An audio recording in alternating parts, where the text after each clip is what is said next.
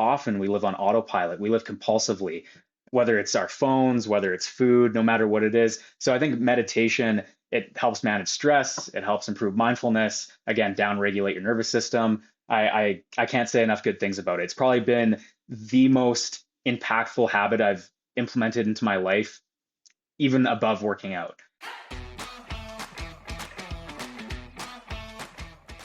Welcome back to the podcast. Today we're talking about strength, real strength, not shrinking yourself, not chasing a number on the scale, and definitely not punishing workouts that you hate.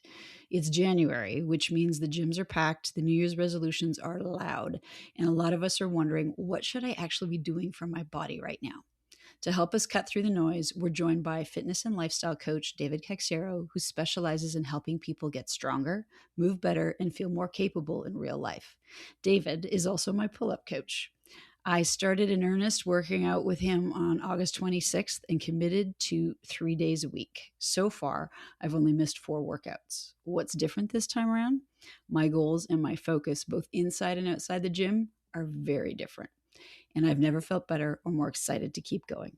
This is Perimenopause. David, hi, welcome. Mikelle, this is the person keeping me in line and teaching me how to do a pull-up. Oh my gosh. David, it's so great to meet you. I've heard so many good things about you. Oh, thank you. Yeah, it's a pleasure to be on the podcast. Yeah, it's a pleasure to work with Mikelle as well. She's definitely killing it. Well, you'll have to dish the dirt after. Oh, well, that speaks for itself. Look at that. Look at those muscles, Mikelle. Oh my God. Amazing. Yeah, I'm the shit. No, I'm really not, but David's been kicking my ass in a good way. And she looks good though. I saw her in October. Was that the menopause show? I guess it was October. Yeah, it was October. Yeah, and like I'd seen her in the summer and not transformation, like she didn't look badly before, but you could tell that she's been working out and she's got definition and tone and she's looking good. Yeah, and for everybody listening, and the scale is not moving, and that's okay. Yeah. Exactly. But the body's changing. Exactly. Yes. Yeah, that's a huge thing. Yes. A lot of people are worried about weight loss, but if you're gaining muscle tissue and that scale is not changing, that's not a big deal. Focus on what are your energy levels, how are your clothes fitting, all that kind of stuff. The off-scale victories, is that what Gina calls them? Yeah. That's a good way of putting it, for sure. Well, and let's maybe talk a little bit about that, because it's January, right? And 'tis the season to be rushing to the gym and all the other and changing your life. What are your thoughts, David, on New Year's resolutions? For 20 days. Yeah. What are your thoughts on New Year's resolutions without our obvious bias impacting your answer? I don't mind New Year's resolutions. I think it's a good time to reflect, set goals, and it's one of the few times people do that, right? So I think goal setting is important, to take time to reflect on, where was I last year? Where do I want to be a year from now? That's what I like about New Year's, or birthdays are a good thing for that. I use birthdays for that.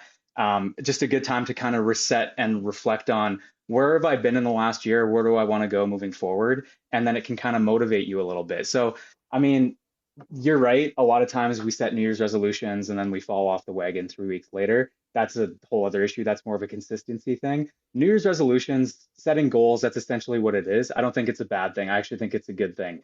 Because again, it gives you some direction. It gives you a vision to move forward with.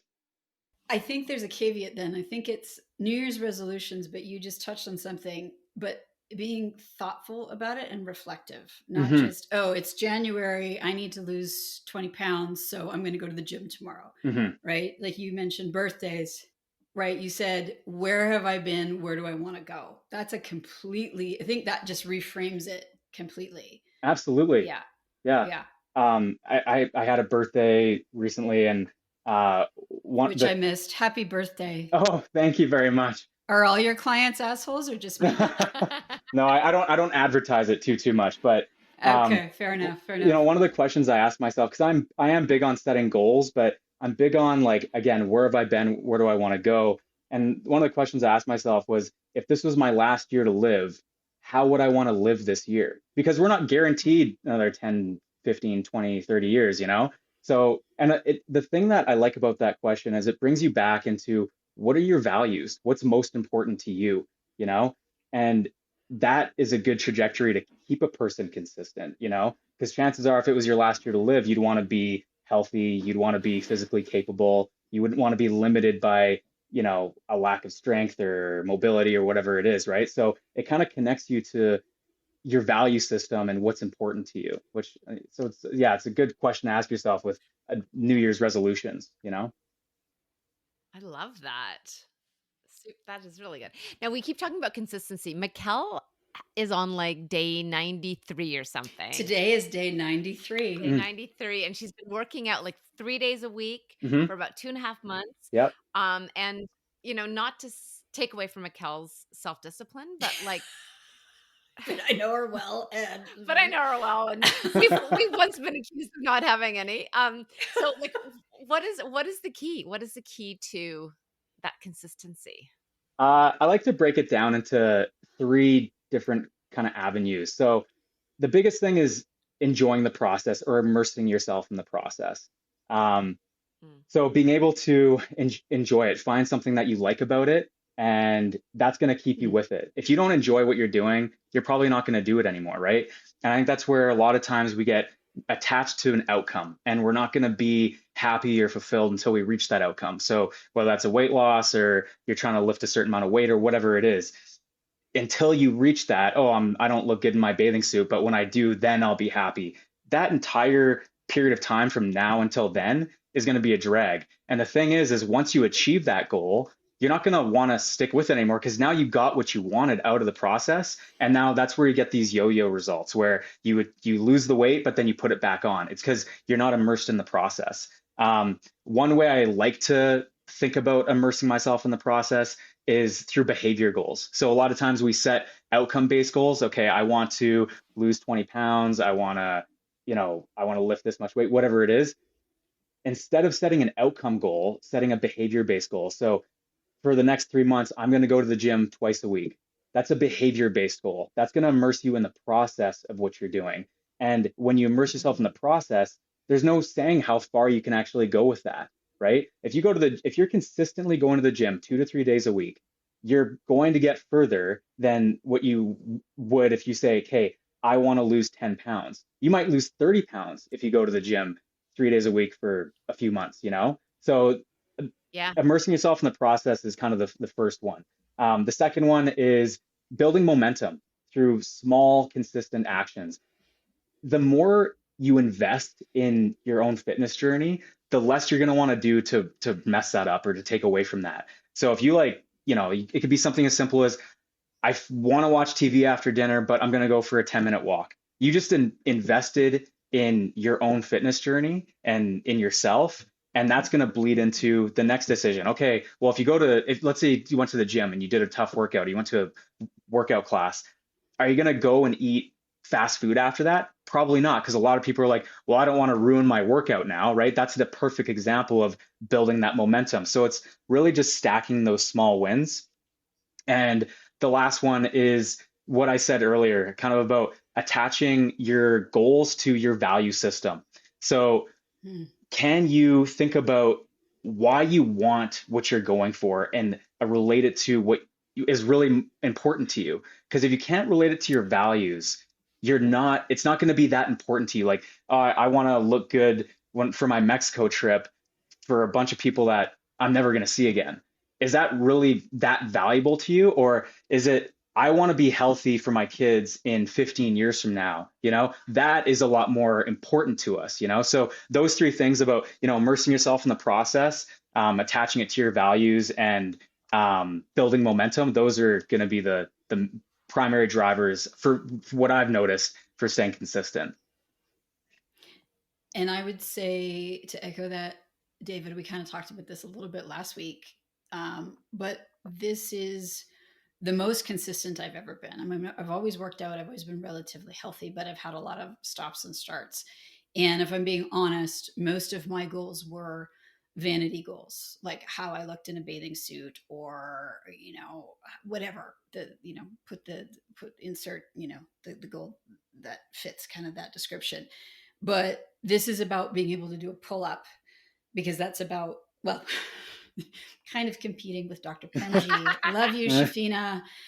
But it's not that. It's about, I know that this is good for my health, right? Yep. And so I think it was what we were talking about last week is I was opening a jar of pasta sauce and I popped it off, no problem. Oh, Right. it's amazing how these muscles go. I've been noticing I can't Right. So yeah. that I can do that when I'm lifting heavy bags of groceries, my right shoulder isn't hurting anymore. Mm. Right. My blood pressure is back down to what it was prior to me starting to work out. Like that, those are goals where it's like, oh yeah, I really need to keep doing this, because really how I look in a bathing suit, no one gives a shit. And I don't really give a shit. It's just that we think that we're supposed to and that everybody Hmm. does. Right. And it doesn't really matter. So that's great advice. And I can testify that it works. Yeah, and you've been making great gains in the gym. And I'm sure if you were purely focused on, okay, how do I look in this bathing suit? We wouldn't be doing the same things, or you wouldn't be putting that same effort into, say, lifting weights or pushing yourself, right? I wouldn't have shown up today with, I have a bit of an SI injury. It's a recurring thing. It's kind of flared up. I wouldn't have shown up today Hmm. if that were the goal. Yeah, for sure. On that note, what are the biggest mistakes you see people making in the gym, or maybe even outside of the gym, in the context of their, health journey? It kind of depends on what their goals are. Like, are they trying to get stronger? Do they want to lose weight? Is it for longevity? So having more context with that would definitely help me to give a more specific answer. But from my perspective, what I specialize in is helping people become more physically capable for life, stronger, more mobile, all of those things, pain free. And so what I've noticed is not having structure in the gym, kind of winging it. I think when you go to the gym and you kind of do, oh, I saw what this Instagram person did, okay, sweet, I'm going to do that. Okay, I'm going to do what this person did. Having a structured program is really going to help you make progress.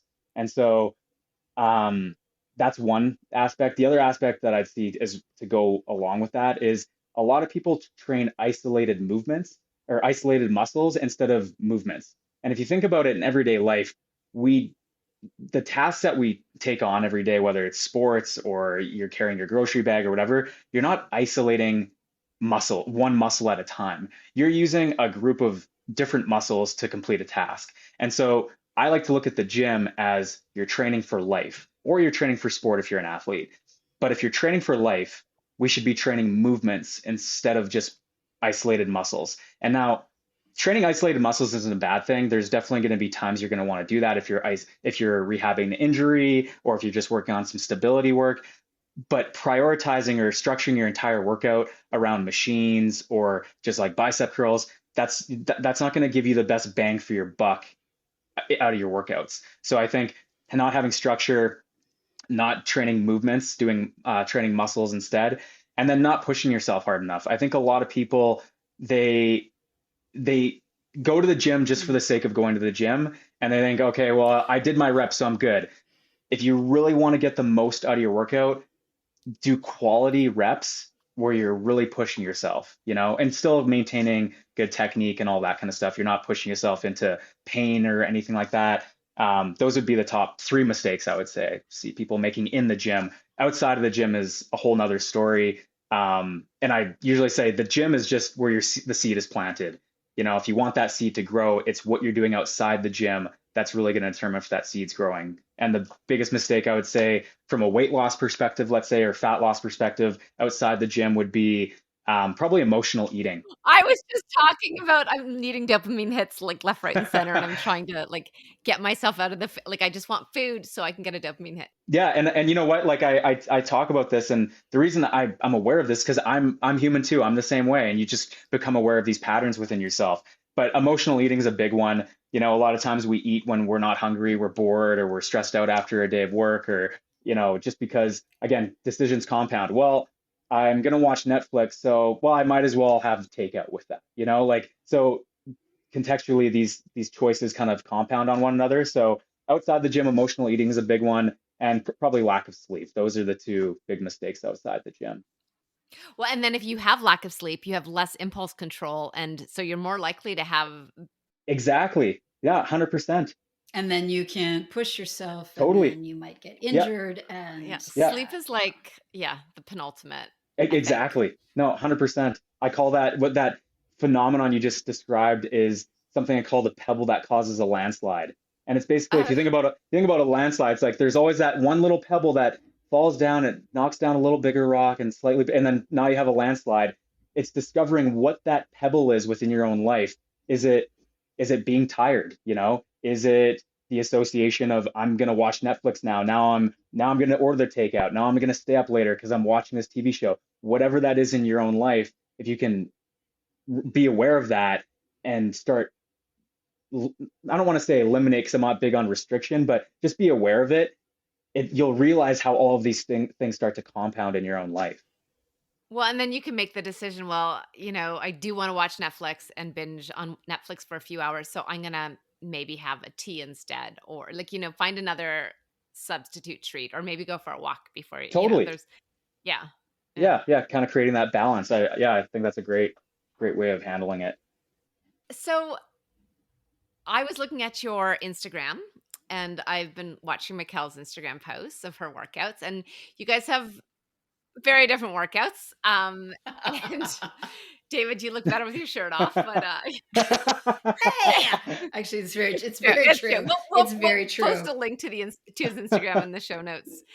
Yeah, But yeah, all kidding exactly. aside, it's kind of reminded me though, like similar to perimenopause and managing symptoms. There's not a one size fits all when it comes to training. I'm figuring that as well. So, are there some non-negotiables when it comes to working out that apply to everyone? Yeah, and again, I think it depends on what your ultimate goal is, you know? So from my perspective, training for life to be physically fit and physically capable for anything that life throws at you and to be healthier, a healthier, more physically capable version of yourself. Lifting weights, definitely lifting weights.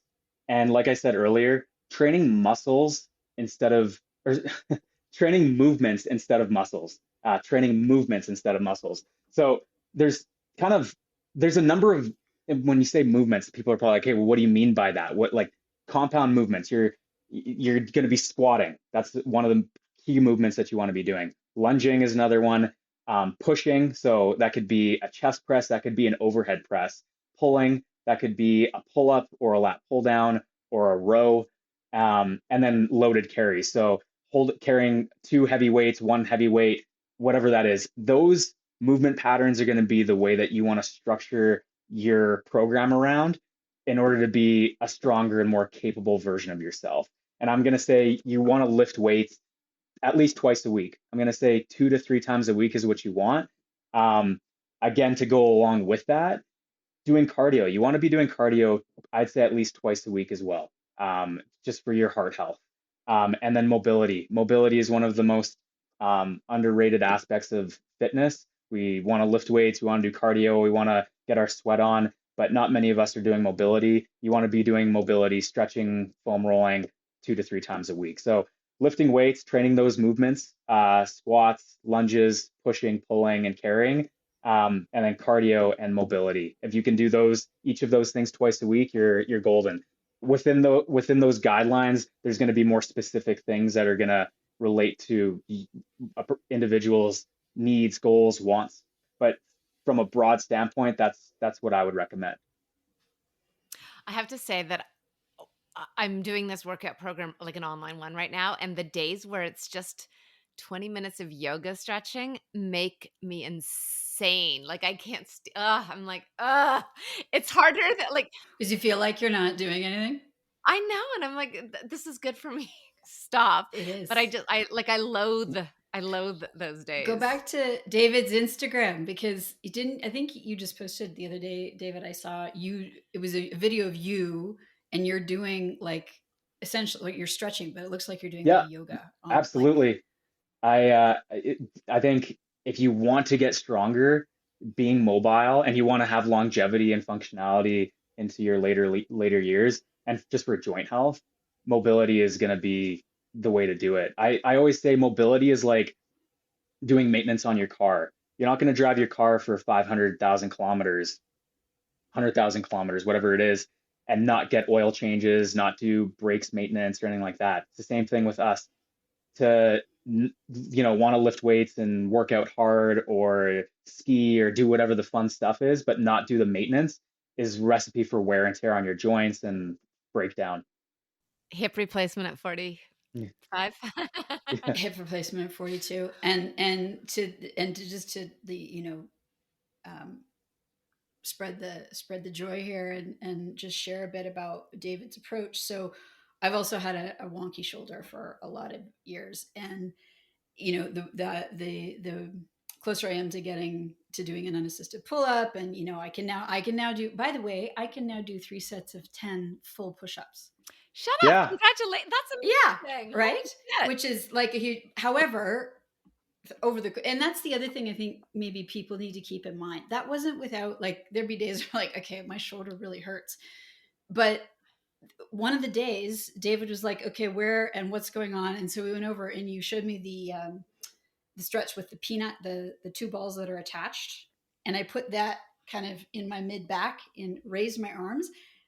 It like that has been life changing. Oh, good. I'm glad that's really helped you.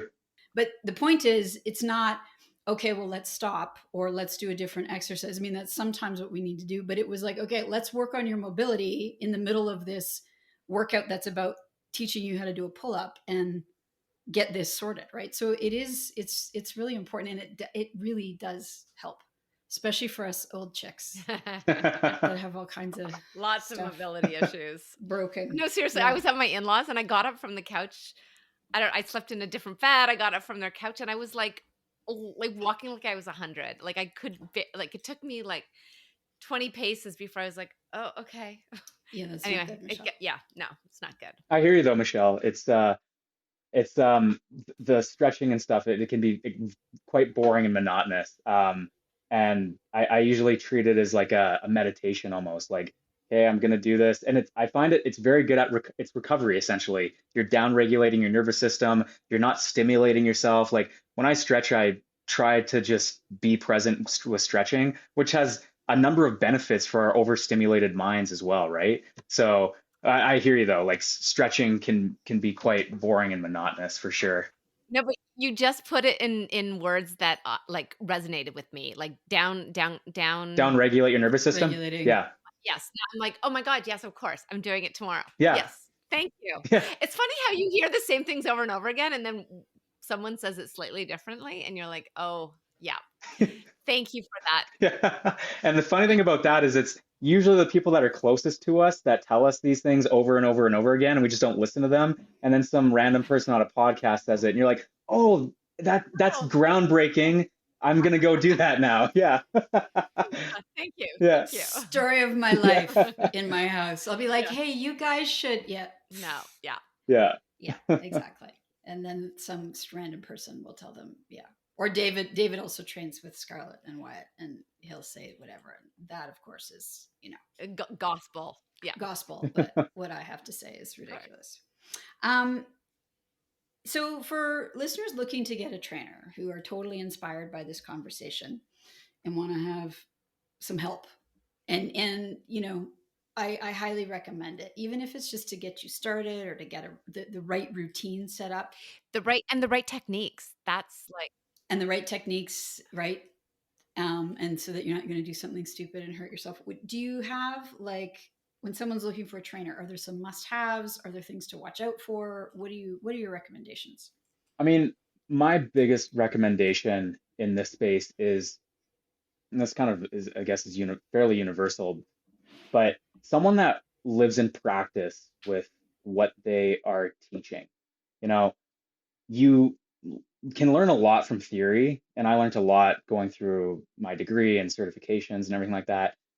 But the understanding that you gain through living in practice with, okay, what does this exercise feel like? What does a dumbbell chest press feel like compared to a barbell chest press? Or what is it like to live a balanced lifestyle? What is it like to have this morning routine? Whatever that looks like, it gives you a different insight that can actually help your clients a lot more. a lot of times if someone hasn't really lived in practice with what they're doing, and that doesn't have to be like right now. Like people go through phases of life, you know. There's some phases where I'm really inspired and motivated in the gym. There's other times when I'm not. Or, you know, when I was training on the bobsleigh team, that was a completely different style of training than what I'm doing now. So someone that has walked the walk at some point so that they actually have that, they're going to be able to offer you a deeper level of understanding that someone with just pure theory won't be able to offer you. You know, you can read about shooting a basketball all day, but until you actually go and shoot that basketball, you're not really going to fully understand what that's like. So I think that's a big one, is someone that has or is walking the walk and living in practice with that. The other one is watch out for trainers or anyone really that claims to have an answer for everything. What I've found is the people that are real experts in their field, if you ask them, hey, whatever the question is, what's the best thing for strength training? They'll usually say to whatever question you ask them is it depends, right? Because it does depend. It depends on you as an individual. What are your goals? Do you have injuries? Like that person will be able to sit down and have a lot of nuance and a lot of, okay, there's a lot of different directions we can take this, right? So someone that says, okay, oh, you have a back pain. Okay, well, that's definitely because of this, this, and this, and give you the 3 reasons why you have back pain. The way that's, I don't believe in that. And I think that that's a very rigid way of coaching. And I think coaching people and working with people has to be flexible and nuanced. There are guidelines for sure, and you stay within those guidelines to some extent, but there's a lot of gray area as well. So those are the kind of the two things that I'd recommend: someone that walks the walk, and someone that, and be aware of people that can claim to know everything. I like that. It's a lot like perimenopause practitioners that we think are worth their salt and that we've had on the show. Right? You need to, nuance is so important.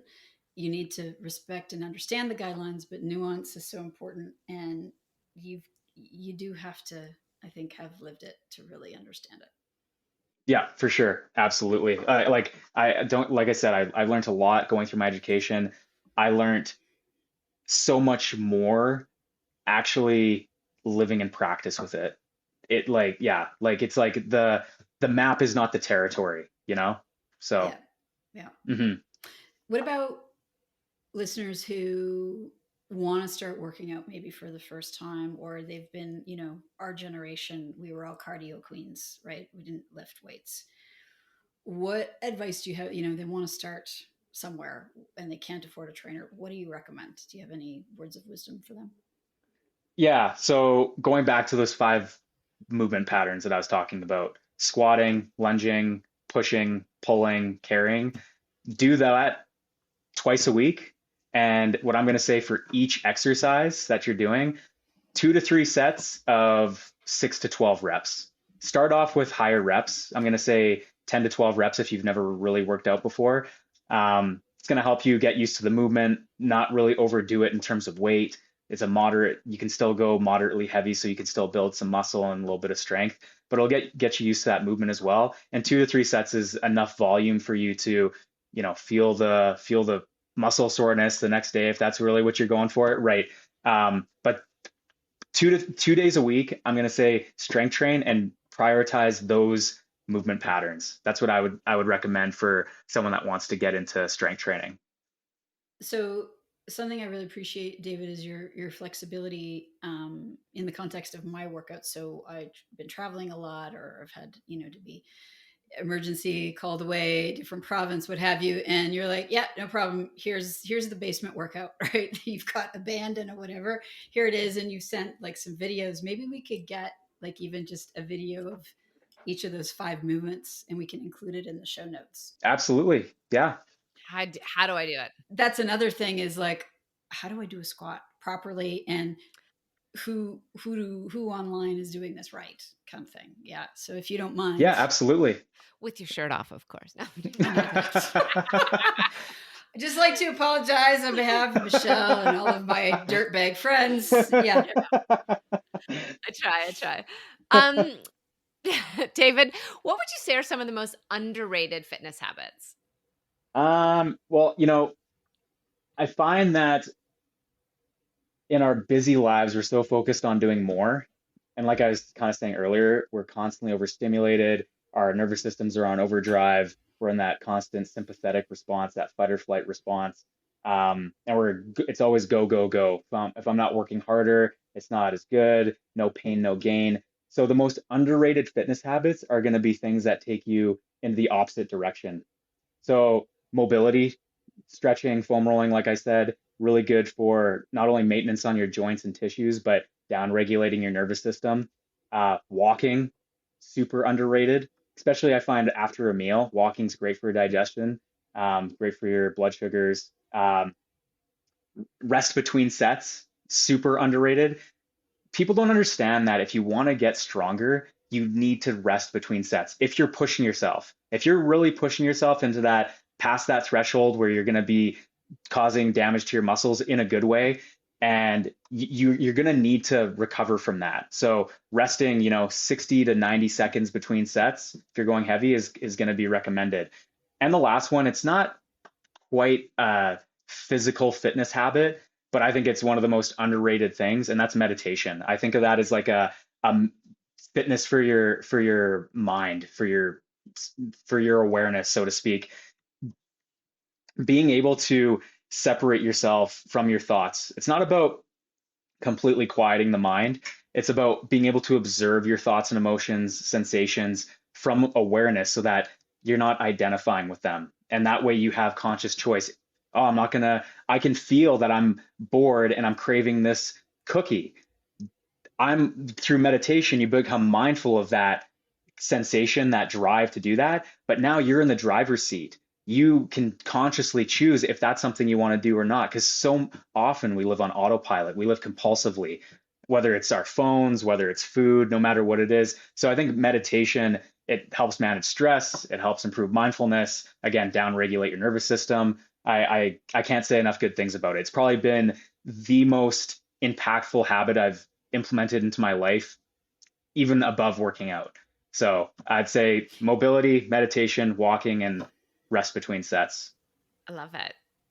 Yeah. So, and I'm sure most people, if they've seen your Instagram account or watched you work out, they'd be really surprised to hear you say that. I'm really annoyed to hear you say that because I really do not like meditating, but I do need to be more consistent with that, right? Mm-hmm. Because it is really the key to making choices and not living that are good for you and not living on autopilot. Yeah. Totally. Yeah. Yeah. Yeah. Yeah. David, what's the one thing you want every woman to know about working out? What I would want every woman to know is lift weights, train movements, free weights over machines for sure, but you want to train those movement patterns that I talked about. And know that you're stronger than you think you are. Every single client that I've worked with is so much stronger than what they realize. It doesn't mean you need to push yourself into that complete max limit of what you're capable of every single day. But know that when you grab those 5-pound dumbbells and they feel like they're kind of heavy because you've never really lifted them before, know that your body is so much stronger than that. So that's what I would want every woman to know. Don't be scared of lifting weights. Don't be scared of getting bulky or anything like that. It's a lot of work to get bulky. It's probably not going to happen. I've been trying and I'm still not quite there. So lift weights, train movements, know that you're stronger than what you think you are. Great answer. Thank you. Thank you. Good answer. That was so wonderful to meet you. I've been hearing so much about you. It was wonderful to meet you. And Mikelle didn't lie. You were amazing. So thank you for all the insights. Oh, no, thank you very much. It was a real pleasure to be on the podcast. Yeah, I really enjoyed it. You have to come back again. Yeah, absolutely. Maybe we'll do one in the gym. Yeah, for sure. When you're kicking my butt. Yeah. Thanks so much for listening to the show. If you like what you hear, please subscribe and write a review, so more women can find us and get a better understanding of what to expect in perimenopause. This information is not intended as medical advice. The intent of this information is to provide the listener with knowledge to support more efficient and effective communication with their medical provider.